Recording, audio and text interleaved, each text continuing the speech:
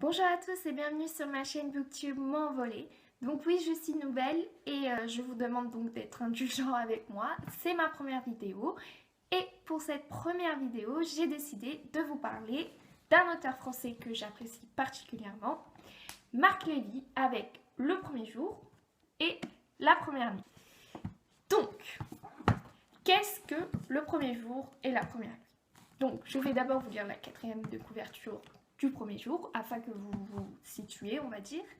Un étrange objet trouvé dans un volant éteint va révolutionner tout ce que l'on croit savoir de la naissance du monde. Il est astrophysicien, elle est archéologue. Ensemble, ils vont vivre une aventure qui va changer le cours de leur vie et de la nôtre. Donc voilà, ce sont l'histoire de Kéra et Adrienne. Kéra est archéologue et elle va trouver une pierre, une roche, lors de cette fouille qu'elle va offrir à Adrienne qui est astrophysicien.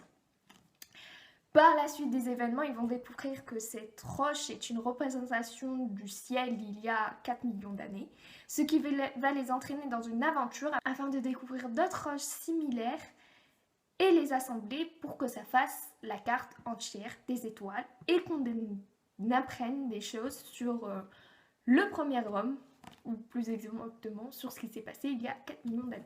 Donc j'ai trouvé ce roman très intéressant. Donc déjà, on m'a offert le premier jour, c'est pour ça qu'il est très imposant, ma stock.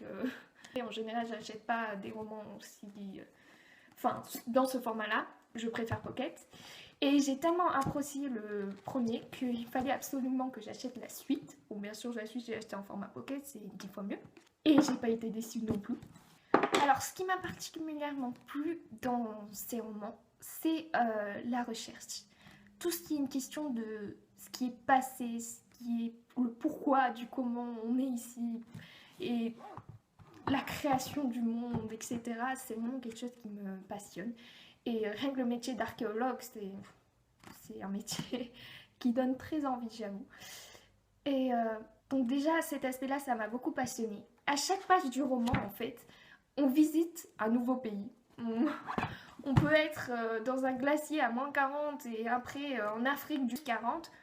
C'est vraiment...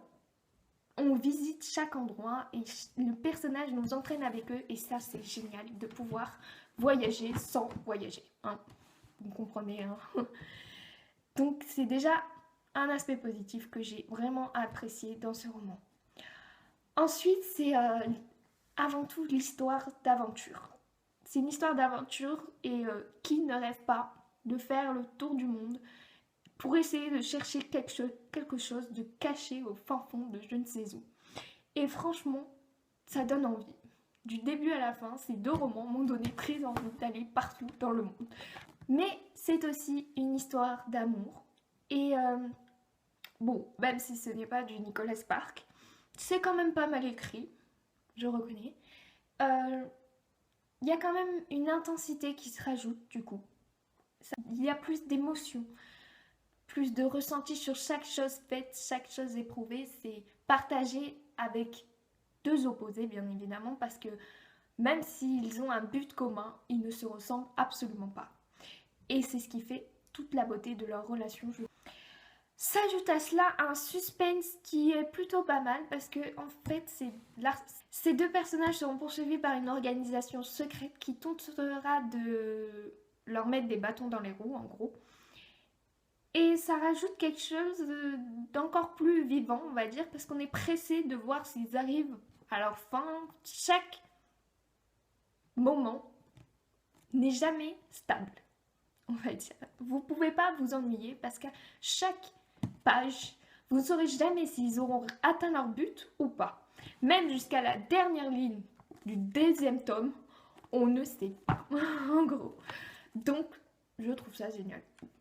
J'aime pas savoir tout ce qui sera fait dans un roman et je préfère avoir du suspense du début à la fin. Et c'est quelque chose qui donne envie de continuer la lecture tout le long. Et ça, je vous le conseille fortement. J'ai aussi des idées d'acheter le deuxième tome pour sa quatrième de couverture.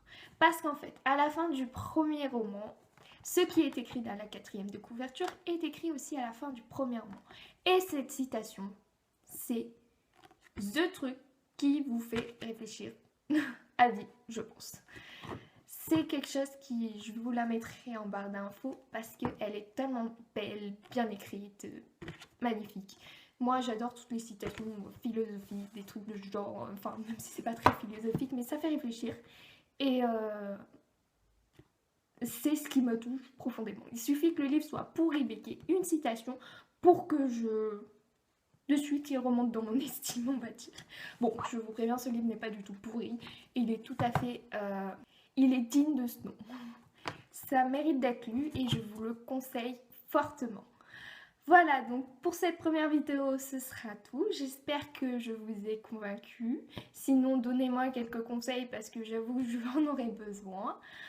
Vous pouvez me suivre sur mon blog et sur ma page Facebook. Et on se voit bientôt alors. I don't wanna be anything other than what I've been.